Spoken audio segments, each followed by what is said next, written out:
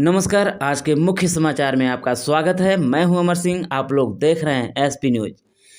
IAS अरबपति बिहारी को योगी ने कर दिया सस्पेंड। यूपीएससी में 8वां रैंक लाकर रोशन किया था नाम।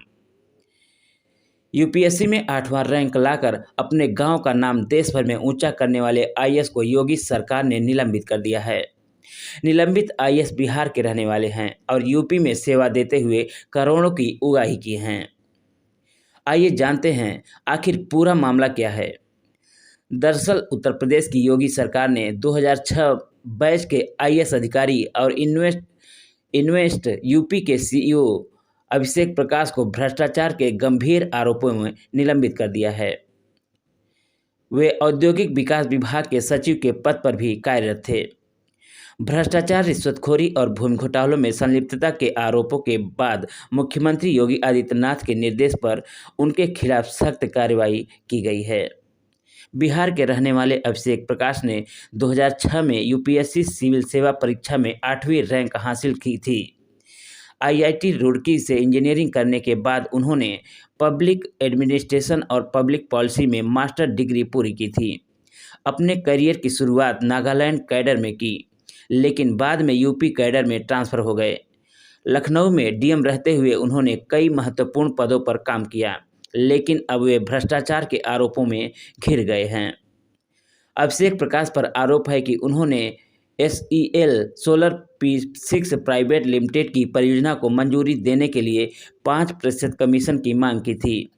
कंपनी ने यूपी इन्वेस्ट के तहत लेटर ऑफ कंफर्ट के लिए आवेदन किया था, लेकिन कमीशन का भुगतान न होने पर मंजूरी में देरी की गई।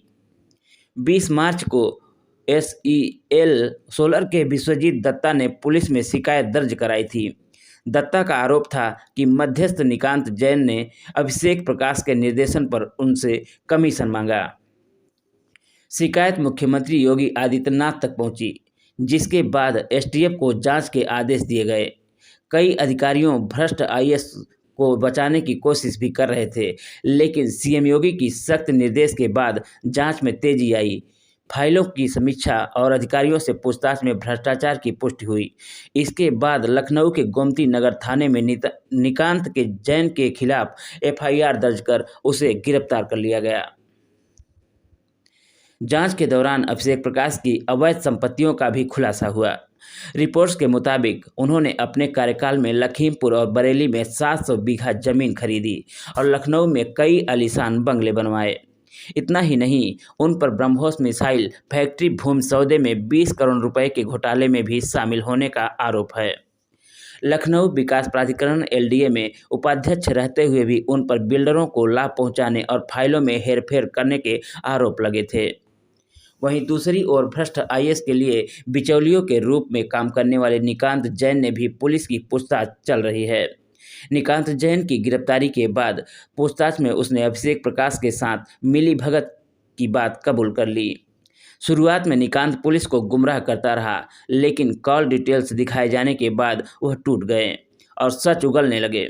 सूत्रों के मुताबिक निकांत ने पूछताछ में कई बड़े अधिकारियों और नेताओं के नाम भी बताए, जो इस घोटाले में शामिल हो सकते हैं।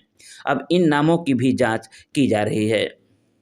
पुलिस ने निकांत जैन के विराट खंड स्थिति कार्यालय में छापेमारी की और वहां से कई फाइलें बरामद की। फाइलों में विभिन्न कंपनियों से बड़े लेन देन के दस्तावेज मिले हैं। अब विजिलेंस और ED भी इस मामले की जांच में शामिल हो सकती है।